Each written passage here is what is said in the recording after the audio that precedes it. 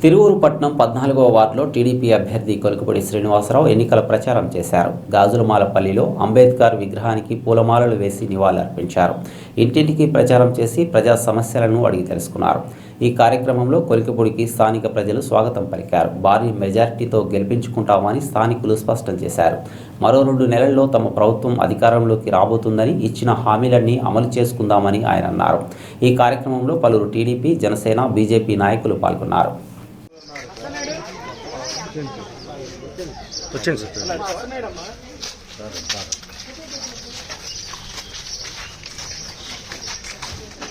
జెండా పక్కన ఉండాలి.